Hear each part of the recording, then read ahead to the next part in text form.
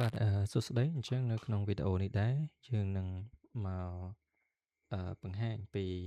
ការប្រើប្រាស់ pipe នៅក្នុង Linux អញ្ចឹងពាក់ព័ន្ធជាមួយនឹងការប្រើប្រាស់ pipe នេះដែរគឺយើងប្រើដើម្បីធ្វើការដំណើរការ command ច្រើននៅលើ line តែមួយដែល command ទី2ហ្នឹងគឺជា output របស់ command ទី1អញ្ចឹងឧទាហរណ៍ថាយើងមាន3 command អញ្ចឹងcommand ទី3វាក៏ជា output របស់ command ទី2ដូចគ្នាអូខេអញ្ចឹងអា pipe ហ្នឹងវាមានសញ្ញាបែបនេះសញ្ញាប្រឈរបែបនេះអូខេអញ្ចឹងយើងសាក y list មើល ls-la អូខេយើងឃើញថាមានចំនួនច្រើនដែរ2 4 6 line អូខេអញ្ចឹងយើងសាកប្រើប្រាស់ pipe នៅលើនេះមើល ls-la ហើយប្រើសញ្ញានេះគឺ pipe command អញ្ចឹងយើងសាកcommand ទី2គឺជា output របស់ command ទី1អញ្ចឹងយើង output របស់ command ទី1ហ្នឹងយើងចាប់យកតែ2ជួរចាស់ head ពីបែបនេះចាប់យក2ជួរខាងលើអូខេអញ្ចឹងវាចេញ output មកហើយគឺ2ជួរខាងលើបែបនេះអូខេអញ្ចឹងយើងសាកទៅបង្កើត file ថ្មីមួយហើយដាក់ text ឲ្យច្រើនជាងនឹងបន្តិចដើម្បីសាកល្បងតេស្តមើលបន្ថែមទៀត nano pipe file.txt អូខេអានេះវាមានហើយគ្រាន់ justify វាមកបានហើយអូខេអញ្ចឹងខ្ញុំមកយក text នេះដើម្បីផាសបញ្ចូលអូខេ then just អូខេអញ្ចឹងយើងចូលមកម្ដងទៀតអូខេយើងមាន text ប៉ុណ្ណឹង2 4 6 8 10ជួរអូខេចេញមកវិញមក and then យើងអាចវាយ nano នេះមកហើយប្រើ pipe command ដើម្បីចូលទៅចាប់យក text នៅក្នុងនឹងយកមកអូខេអញ្ចឹងយើងអាចយកចំនួន3ជួរខាងលើចាស់អូខេខ្ញុំអាចប្រើ head 13បែបនេះ wait sorry ច្រឡំបន្តិចមិនមែន nano ទេផ្លេចកែគឺ cat ចាប់យក file អូខេអញ្ចឹងនេះគឺជា text នៅក្នុង file របស់យើងចំនួន3ជួរអញ្ចឹងមិនមែនប្រើ nano ទេគឺប្រើ cat ដើម្បីចាប់យក file នឹងមក nano នេះបើកើតទេអូខេអញ្ចឹងយើងឃើញថាវាមានចំនួន3ជួរប៉ុន្តែបើសិនជាយើងចង់ចាប់យក3ខាងក្រោយមាន3 line ក្រោយគេបំផុតយើងអាចប្រើ tail head មិញក្បាល tail កតុយបាទចាប់យកកតុយចំនួន3មុននឹងមកតែប្រើ cat ទៅទេបែបនេះដើម្បីផ្ទៀងមើលថាវាត្រូវដែរអត់នេះអញ្ចឹងអានេះគឺជា3លើ3ជួរលើអានេះគឺជា3 line ខាងក្រោមនេះ3 line ក្រោមអូខេអញ្ចឹងសាកប្រើចំនួន3មានថា3 comment ក្នុង line តែមួយវិញអូខេអញ្ចឹងប្រើ cat ទីដដែលហើយខ្ញុំអាចប្រើ nl ដើម្បីដាក់លេខឲ្យវា and then pipe មួយទៀតអញ្ចឹងប្រើ pipe 2តង់ឯងអញ្ចឹងយើងអាចប្រើ head ដាក់3ក៏បាន4ក៏បាន3ចុះអញ្ចឹងយើងឃើញពី1ដល់3បែបនេះមាន nl នេះគឺដាក់លេខឲ្យវាលេខរៀងណាហើយបើសិនជានេះវិញយើងដាក់ទៀតមើលកតុយរបស់វាអញ្ចឹងមាននៅទាំងអស់នេះគឺវាមានចំនួន10 line អញ្ចឹង line 3ចុងក្រោយហ្នឹងគឺមាន8 9 10ហ្នឹងឯងអូខេអញ្ចឹងក្នុងករណីដែល text របស់យើងវានៅជាប់គ្នាបែបនេះវាស្រួលបង្ហាញបែបហ្នឹងប៉ុន្តែក្នុងករណីមួយទៀតខ្ញុំសូមឧទាហរណ៍ nano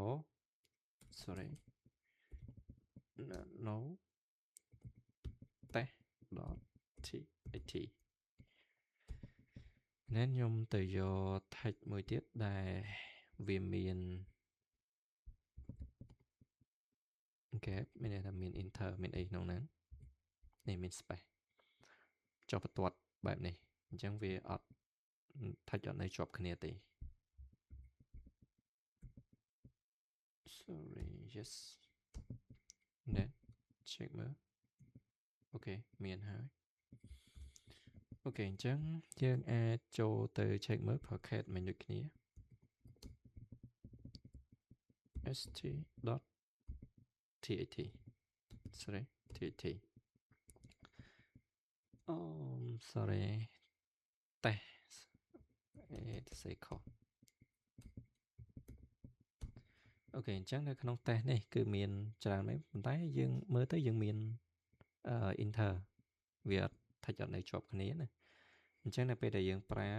cat.tat pipe nl ហើយពេលយើងឧទាហរណ៍ថា nl ត្រូវហើយ head 3អញ្ចឹងយើងចាប់យក3ប៉ុន្តែវាបង្ហាញមកបង្ហាញបានតែ2ទេដោយសារតែអា gap នេះក៏វារាប់ថាជាមួយដែរអញ្ចឹងនៅពេលដែលវាបង្ហាញមកបង្ហាញបានយើងដកយកក្បាល3មែនប៉ុន្តែ3នេះគឺវារាប់ទាំងអ្វីដែលយើងបានរំលងឡាយនេះមួយដែរធាក៏ដូចគ្នាអញ្ចឹងបាទគឺបង្ហាញមកតែ2ទេដោយសារវាមាន gap កន្លែងនេះមួយបាទអូខេអរគុណអញ្ចឹងពាក់ព័ន្ធជាមួយនឹងអានេះដែរគឺមានតែប៉ុណ្្នឹងបាទអរគុណ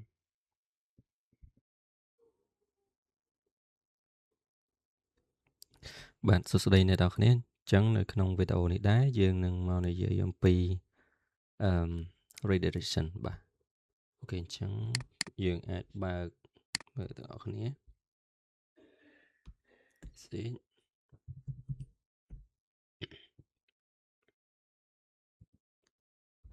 អូខេចឹងនៅក្នុង redirection នេះដែរគឺវាមានពាក់ព័ន្ធជាមួយនឹង input redirection ហើយនិង output redirection redirection ហ្នឹងគឺយើងប្រើពាក់ព័ន្ធជាមួយនឹងសញ្ញាធំតូចណាអញ្ចឹងបើ input redirection ហ្នឹងគេប្រើសញ្ញាតូចជាងហើយបើ output redirection យើងប្រើសញ្ញាធំជាងអូខេអញ្ចឹងយើងចូលទៅសាកល្បងតែមើលទាំងអស់គ្នាអញ្ចឹងដំបូងខ្ញុំlist មើលនៅក្នុង etc សិន file etc ls-lh/e-tc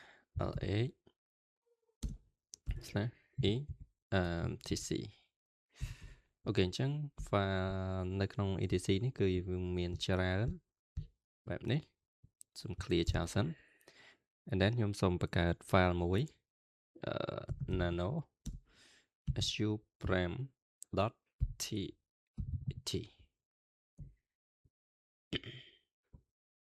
អូ sorry nano មិនណាទេអូខេអញ្ចឹងយើងមាន file ហើយ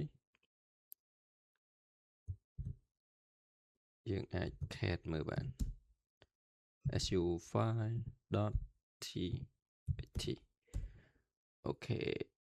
no such file wait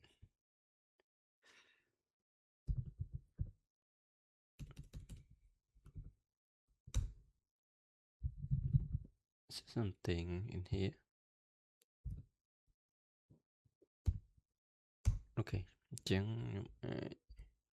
cat មើលក្នុង file មានអីខ្លះអញ្ចឹងមានអក្សរប៉ុណ្ណេះអូខេអញ្ចឹងបន្ទាប់ពីយើងឃើញប៉ុណ្ណឹងហើយខ្ញុំចង់ផុតពាក់ព័ន្ធជាមួយនឹងetc នេះ text ដែលមានក្នុង etc នេះចូលទៅកាន់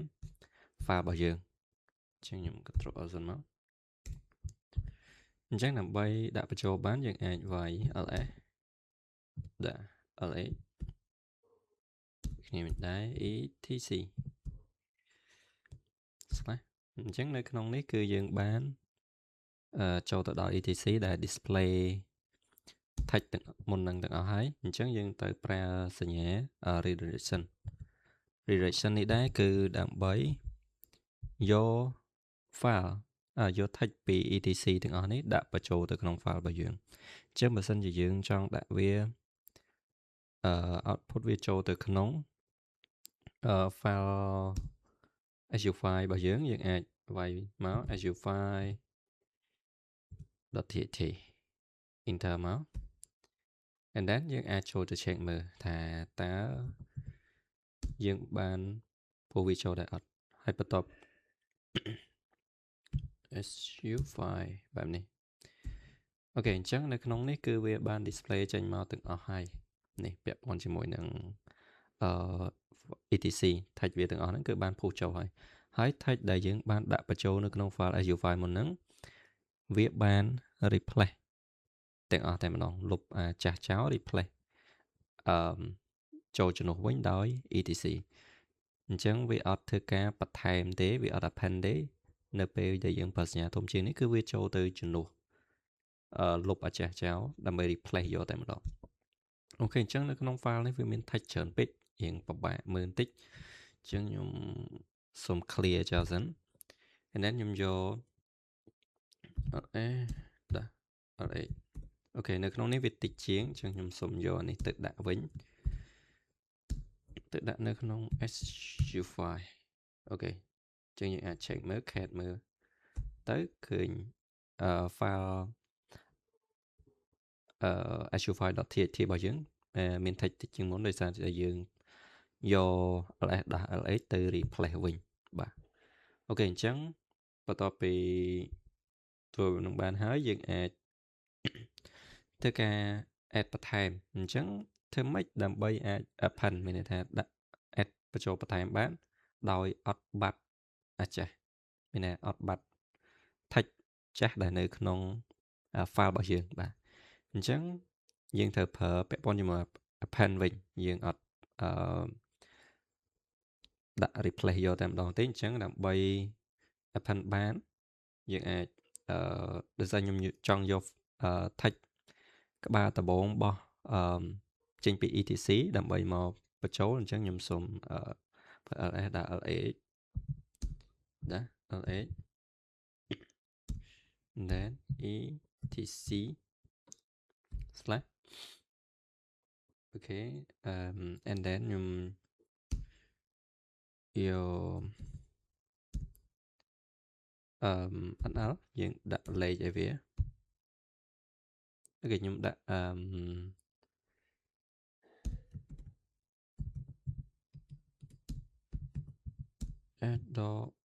ដាក់5ចុះអូខេអញ្ចឹងនៅក្នុងនេះគឺយើង display មកសិនខ្ញុំអត់ទាន់ដាក់ append បញ្ចូលទេអញ្ចឹងបើយើងទៅមើល file Azure file របស់យើងមុនហ្នឹងគឺនៅដដែលទេ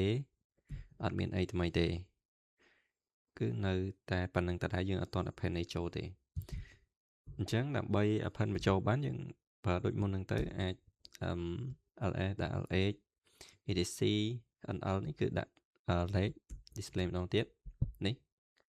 គឺលេខ number បែបនេះហើយបន្ទាប់មកទៀតយើងអាចធ្វើការ append បញ្ចូលគឺយើងប្រើសញ្ញាធំជាង2ដងបែបនេះដើម្បីបន្ថែម append បញ្ចូលក្នុង file របស់យើងក្នុង file Azure file.txt អញ្ចឹងយើងអាចប៉ុណ្ណឹងមកអាច enter អូខេប៉ុណ្នេះចូលហើយចង់ដឹងចូលឬក៏មិនចូលយើងអាចប្រើ cat Azure file.txt ដើម្បី display មើលអូខេអញ្ចឹងដំបូងមានតែប៉ុណ្្នេះទេអញ្ចឹងយើងបន្ថែម5ជួរបន្ថែមមកទៀតវាបានលទ្ធផលបែបនេះបាទអូខេអញ្ចឹងនៅក្នុងវីដេអូមួយនេះសូមចប់តែប៉ុណ្្នឹងបាទអរគុណ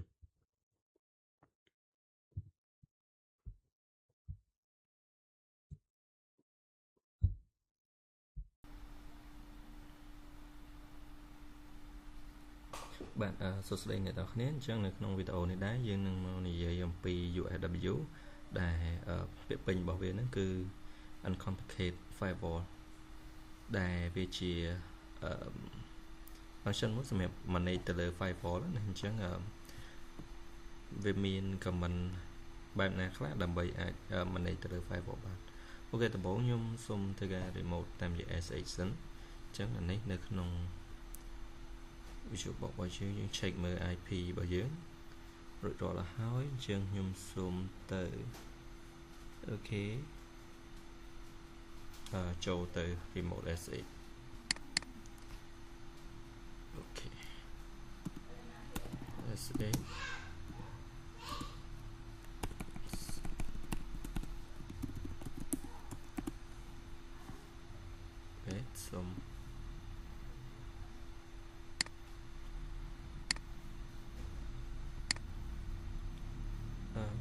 IP address 192.168.1.8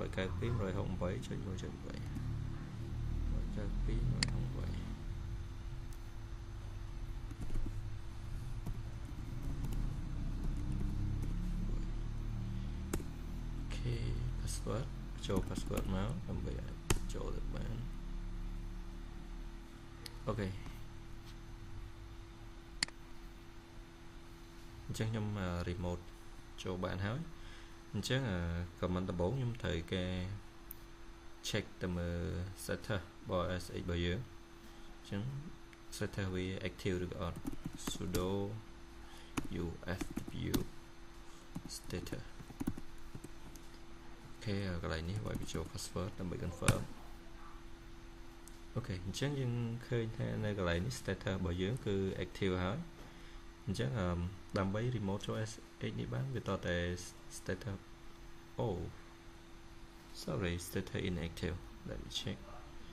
អញ្ចឹងបើវា inactive អញ្ចឹងយើងចូលទៅ allow មួយសិនមក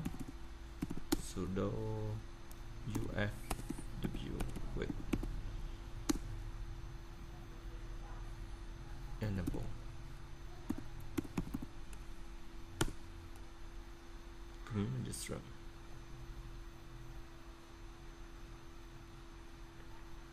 sudo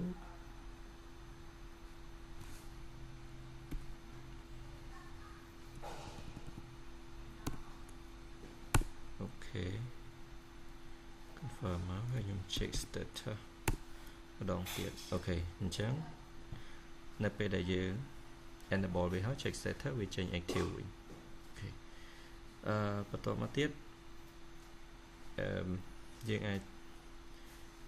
ចូលទៅ allow port បន្ថែមណាអញ្ចឹងខ្ញុំអាចប្រើ command ដើម្បី allow port បន្ថែមនៅក្នុងនេះគឺមានតែ port 22មួយទេអញ្ចឹងខ្ញុំសូមទៅប្រើ command sudo ufw allow wait allow ជាងអាច allow port like 80 ចុះជា port web server អូខេ root add ហើយអញ្ចឹងខ្ញុំ check status ម្ដងទៀតអូខេអញ្ចឹង check status ម្ដងទៀតយើងឃើញ status port 80មួយទៀតនៅពេលដែលយើងធ្វើការ allow ហើយណាអូខេបន្ទាប់មកយើងអាចបន្ទាប់ពី allow ហើយយើងមើលកន្លែង action នេះវាចេញ allow អញ្ចឹងណាអញ្ចឹងនៅពេលយើងអត់ចង់នេះទេយើងចង់ deny វិញយើងអាចប្រើ command ដើម្បី deny វិញបាន sudo ufw deny 80អញ្ចឹងយើងមើលទៅលើ port នេះយើងចង់ deny port នេះអូខេអញ្ចឹងខ្ញុំសូម deny port 80នឹងហើយ and then rule update អញ្ចឹង update រួចហើយខ្ញុំចូលទៅមើល status ដងទៀតអូខេចូលទៅមើល status បន្ទាប់ពីយើងបាន deny ហើយយើងឃើញ port 80ទាំងពីរនេះគឺ load កន្លែង action នេះវាចេញពី deny ហើយបាទអូខេអញ្ចឹងនៅពេលដែលយើងបិទអញ្ចឹងហើយតន័យអត់អាចឆ្លងកាត់តាម port នឹងបានទេហើយបន្តមកទៀតខ្ញុំសូមធ្វើការប្រើប្រាស់ command ដើម្បី reset ទៅលើ ufw ណា sudo ufw reset អូខេ reset yes អូខេអញ្ចឹងយើងបាន reset ហើយយើងទៅមើល status មើល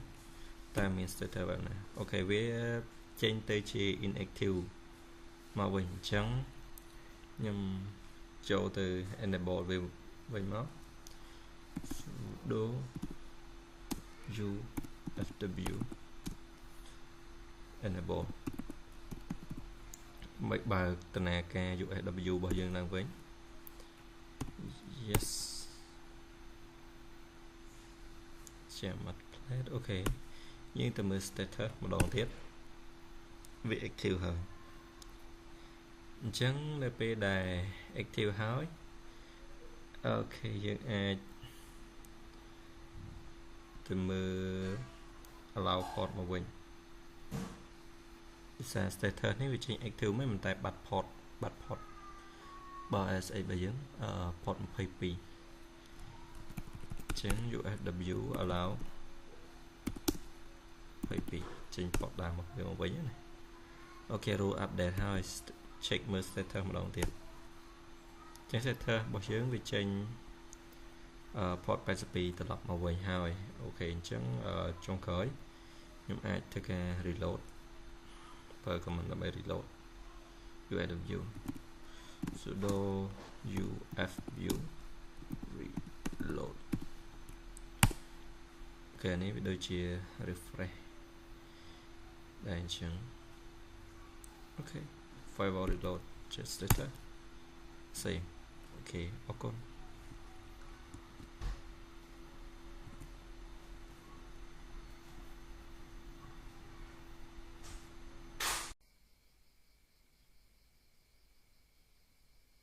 បាទសួស្តីអញ្ចឹងនៅក្នុងវីដេអូនេះដែរខ្ញុំនឹងមកនិយាយអំពីការ remote AWS អូខេអញ្ចឹងដំបូងខ្ញុំត្រូវចូលមកកាន់ AWS ជាមុនសិនហើយយើងអាចចូលមកកាន់ search មកយើងបើ EC2 នេះចូលមកកាន់ EC2 មកហើយចូលមកកាន់ dashboard អូខេអញ្ចឹងវានឹងបង្ហាញយើងមានពាក់ព័ន្ធជា credit remaining ថ្ងៃសល់ប្រហែល email ទៀតអាចប្រើបានជាពេលប្រហែលថ្ងៃទៀតអញ្ចឹងនៅកន្លែងនេះយក Ohio មកចំណាយអស់តិច and then យើងអាច launch instant កន្លែងនេះយើងអាចដាក់ឈ្មោះមកweb server របស់យើងឈ្មោះអីខ្ញុំអាចដាក់ឈ្មោះខ្លួនឯងមកក៏បានដែរ channel អញ្ចឹងមកទៅSU5 អូខេរើសយក Ubuntu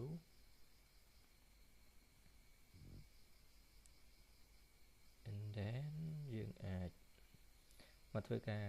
generate ពាក់ព័ន្ធជាមួយនឹង key pair របស់វាអូខេអញ្ចឹងអាច generate key pair មកយកជា page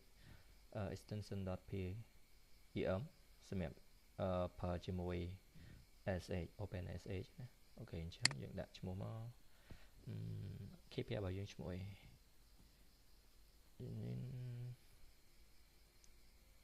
SU5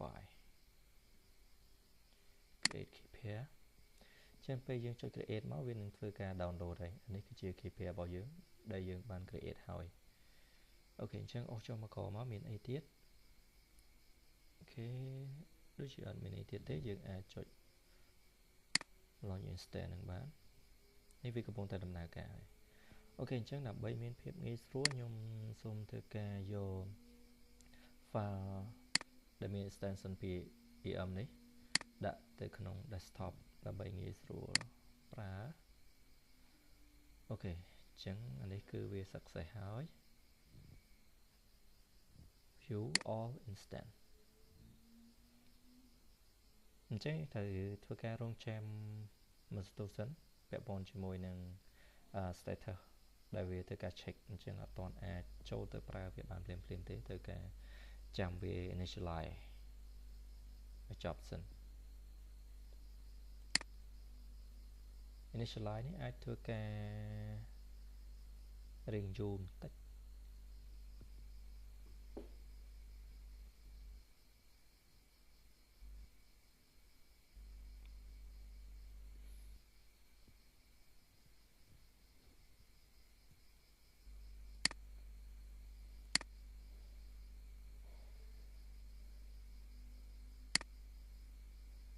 a bit slow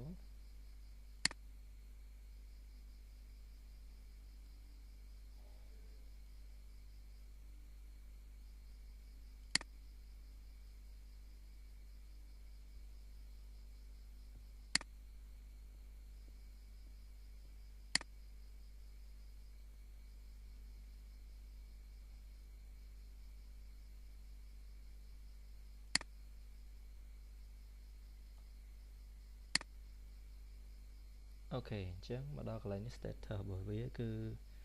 check រួចរាល់ហើយអញ្ចឹងយើងអាចចូលប្រកាន់ instant របស់យើង and then ធ្វើការ connect មក ចឹងយើងចូលមកកាន់ ASIC client នេះដើម្បីធ្វើការ connect បាទ connect ទៅកាន់ computer របស់យើងគេអញ្ចឹងខ្ញុំចូលមកកាន់ git bus របស់យើងសិន open git bus here and then ខ្ញុំធ្វើការ change port យើងប្រើ ch mode 400ដើម្បីបដូរឲ្យវាទៅជា read only check មើលសិននៅក្នុង desktop យើងមានអីខ្លះ okay ls-l8 នៅក្នុងនេះមុនហ្នឹងគឺយើងមាន file នេះមួយនេះ channel su5.pem extension.pem ចឹងនៅក្នុងនេះវាមាន read write មានអីចឹងទៅអញ្ចឹងយើងត្រូវការបដូរវាទៅជា read only វិញសិនណាអូខេខ្ញុំសូមតែម្ដងទៅសារមុននឹង copy រួចហើយ ch mode 400អូខេអាច check មើលម្ដងទៀតថាវាទៅជា read only ហើយឬនៅអូខេនេះវាទៅជា read only រួចហើយអូខេ clear ចោលមួយសិន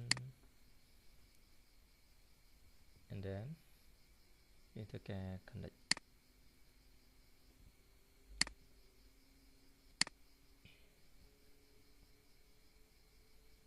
yes warning this okay work ធម្មតា clear ចោលសិនអូខេអញ្ចឹងខ្ញុំសូមធ្វើការ check មើល current folder សិន pwd អូខេនៅក្នុង home ubuntu who am I អូខេ ubuntu correct ត្រូវហើយអញ្ចឹងយើងអាចមកមើលកិច្ចការរបស់យើងវិញអូខេនេះគឺជាការរបស់យើងដែលត្រូវធ្វើអូខេអញ្ចឹងខ្ញុំបើក split ពីជំនាញមកដំបូងឡើយយើងការងារនេះ focus ទៅលើ tree ទី1ទី2នេះអញ្ចឹងដំបូងនេះបែរជាយើងអត់ទាន់មាន tree ទេអាចមើលសិន command tree not found but can install it sudo tv នេះវាប្រាប់មកថាយើងអត់ទាន់មាន tree ទេយើងត្រូវធ្វើការ install tree មួយសិនហើយបើ command តាមគេប្រាប់មក sudo apt install tree error unable to locate package tree install tree sudo apt what's wrong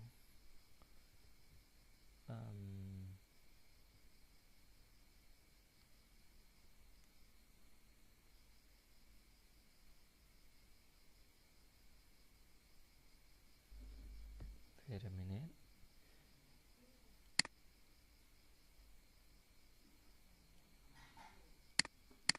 okay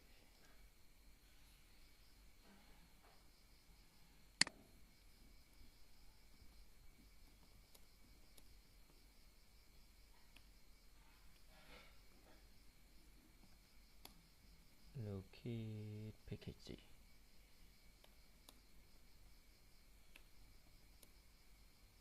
ubuntu clearing slow បន្តិច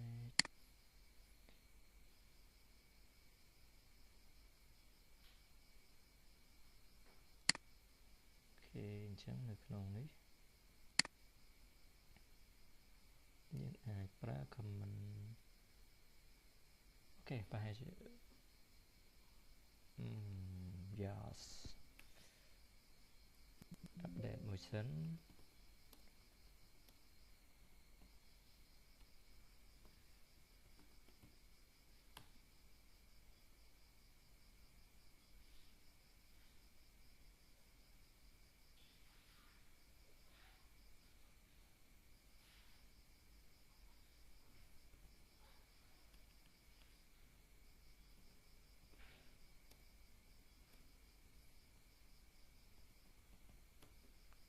great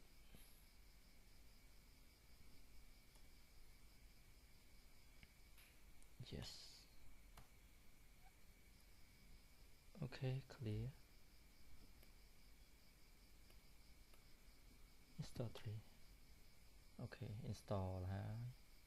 មុននឹងសេយើងអត់ទាន់បាន update អូខេ check មើល tree របស់យើងសិន3 dash version អូខេ version 2.3.1 អូខេអញ្ចឹងនៅពេលដែលមានហើយយើងអាចធ្វើការមកដល់ step ទី2ដំបូងយើងដាក់ tree បែបនេះ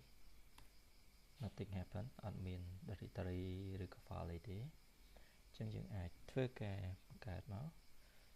យើងអាចប្រើ command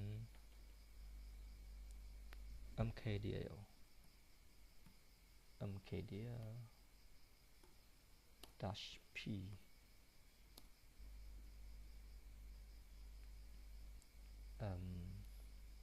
អូខេ dash p នេះមានន័យថា create parent directory automatic អញ្ចឹងយើងអាចបង្កើតមក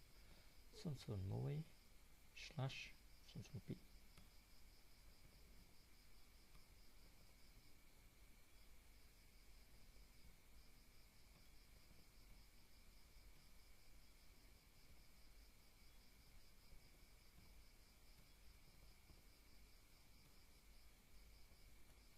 អូខេអញ្ចឹងយើងបង្កើត dot មក and then enter check ម្ដងទៀត 3អូខេចេញមកហើយមាន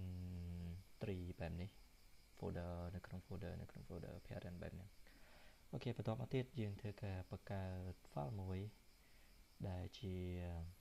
file TXT យើងអាចដាក់មក nano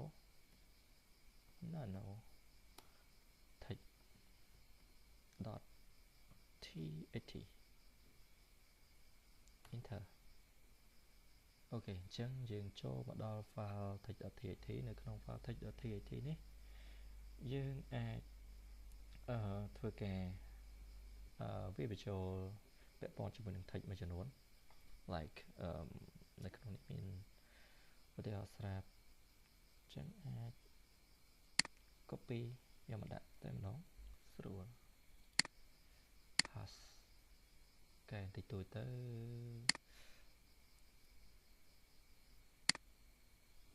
អូខេ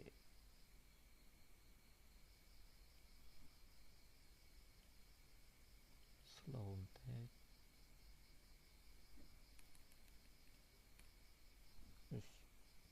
SU5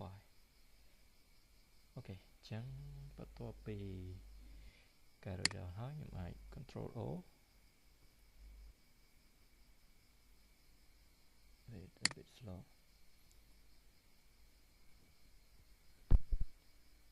enter and then យើងអាច Control X អូខេអញ្ចឹងខ្ញុំអាចធ្វើការទៅ check មើល file នឹងបានដោយយើងប្រើ cat tx where te អញ្ចឹងវានឹងshowមកឲ្យថានៅក្នុង file ហ្នឹងមានអីខ្លះអញ្ចឹង text ដែលយើងបញ្ចូលនៅក្នុង file មួយនោះយើងប្រើ cat មកដើម្បីអាចមើលបានណាអូខេអញ្ចឹងបន្តទៀតយើងប្រើ command ដើម្បី copy file text.txt ចូលទៅកាន់ folder នីមួយៗដែលយើងបានបង្កើតមកហ្នឹងបាទមាន001ហ្នឹងគឺមាន002នៅក្នុងហ្នឹង002ហ្នឹងគឺមាន folder 003នៅក្នុងហ្នឹងបន្តគ្នារហូតចឹងទៅអូខេអញ្ចឹងយើងអាចធ្វើការ copy បានដោយប្រើ command cp wait cp and then te text.txt 001អូខេអញ្ចឹងខ្ញុំអាច copy copy ម្ដងមួយទៅដើម្បីងាយស្រួលយ៉ាដូចថានៅក្នុងហ្នឹងមាន002ក្នុងហ្នឹងមាន003ចូលទៅ003 copy ចូលទៅ003ហើយយើង copy ចូលទៅ004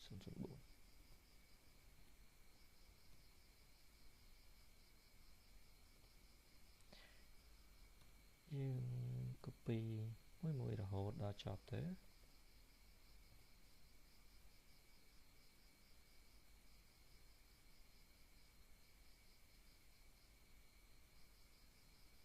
អូ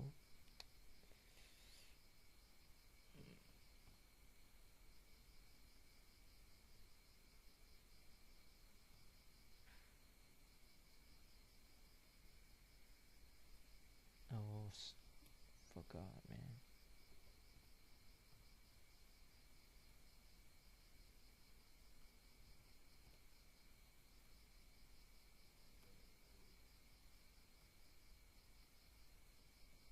សម្រាប់ចុងក្រោយអូខេ clear ចេញសិនមកអូខេអញ្ចឹងបន្ទាប់ពី copy ចប់អស់ហើយយើងអាចប្រើ command 3ដើម្បីមើលអូខេអញ្ចឹងវានឹងបង្ហាញមកហើយនៅក្នុង tree នឹងមានអីខ្លះនេះនៅក្នុង file មួយហ្នឹងគឺវាមាន text.tat ហ្នឹងឯងដែលយើង copy បញ្ចូលក្នុង folder នីមួយៗណាអូខេអញ្ចឹងនេះគឺជាចំណុចទី4ចូលមកដល់ចំណុចទី5គឺពាក់ព័ន្ធជាមួយនឹងថាគេថានេះយើងអាចប្រើថាមកអូខេ TAO អូខេខ្ញុំសូម clear ចោលសិនដើម្បីកុំឲ្យមានច្រើនពេក dash CVF នេះ C វាពាក់ព័ន្ធជាមួយនឹង create variables ដែលយើងនិយាយបានថាវាជាការ show progress F នេះជា file name and then យើងអាចទៅសេមកអាច issue file dot ថា001អូខេអញ្ចឹងយើងអាចដាក់ប៉ុណ្ណឹងមក enter យ៉ាប់វានឹងចេញមកហើយបន្ទាប់ទៀត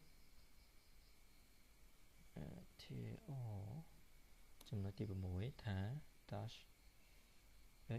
hvf issue 5ដែរមក dot ថា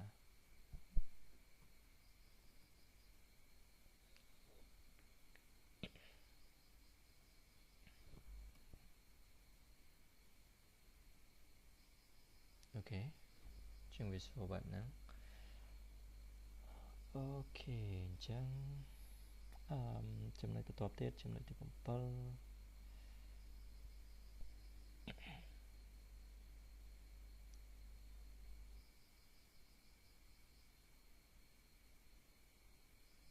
អូខេចំណុចទី7ហ្នឹងគឺពាក់ព័ន្ធជាមួយនឹងថាដែរសូម clear មួយសិនដើម្បីកុំឲ្យឃើញច្រើនពេក dash c zvf issue 5 ដដែលមក dot ថា dot gc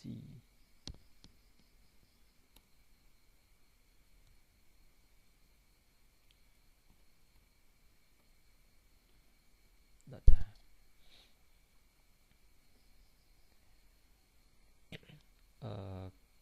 កន្លែងអក្សរ C នេះមានន័យថា gzip compression ណាអូខេថា ls យ៉ាអញ្ចឹងយើងឃើញហើយវាមាន issue file ថា issue file ថា gz កន្លែងនេះទៅសេ content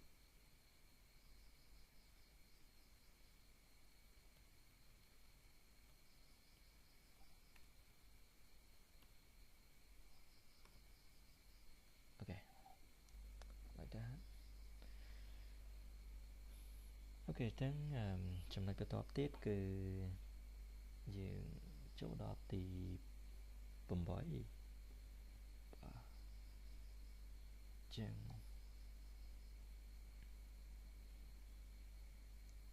អូខេចំណុចនេះយើងត្រូវការយ៉ាប់8ដូចជាអូខេ8អត់ទាន់ហើយទេមុនហ្នឹងយើងពាក់ព័ន្ធជាមួយនឹងថាដដែលទេ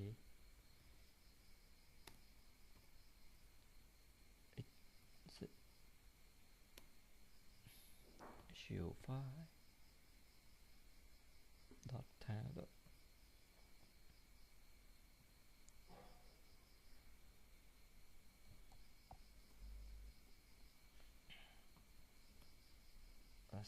yeah that's it អត់មានទេ clear មួយសិន and then ចូលដល់ចំណុចទី8នេះ8មែនតើអានេះ8លេងអូខេចំណុចទី8នេះពាក់ព័ន្ធជាមួយនឹងការ zip ហើយនឹង unzip អញ្ចឹងដើម្បីមាន zip នេះយើងត្រូវការ install សិន sudo apt install zip ហើយនឹង unzip install ទាំងពីរហើយเนาะ and then yeah installing zip and unzip រួចរាល់អូខេតបមកទៀតយើងធ្វើការទៅសេ command zip មក clear មួយសិនតោះយើងធ្វើការទៅសេ command ដើម្បី zip បាន dash OV on recursive v និង verbose OV មិនមែន OE ទេ actual file dot zip 001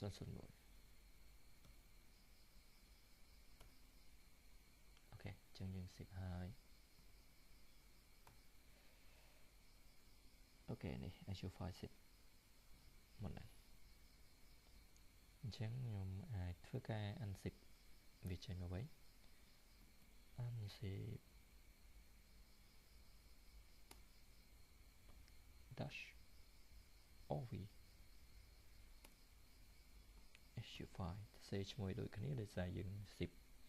file ចង់ unzip file ណាគឺទៅសេឈ្មោះ file ហ្នឹងទៅ actual file dot zip .zip នេះគឺសំដៅទៅលើឈ្មោះ file អញ្ចឹងយើងអាចទៅសេទៅប៉ុណ្នេះហើយអាច tab មកក៏ចេញដែរ enter អូខេរួចរាល់អញ្ចឹងយើងអាច ls អត់មានអីទៀតទេគឺយើងបានធ្វើវារួចរាល់ហើយដូច្នេះក្នុងវីដេអូនេះមានតែប៉ុណ្ណឹងអរគុណ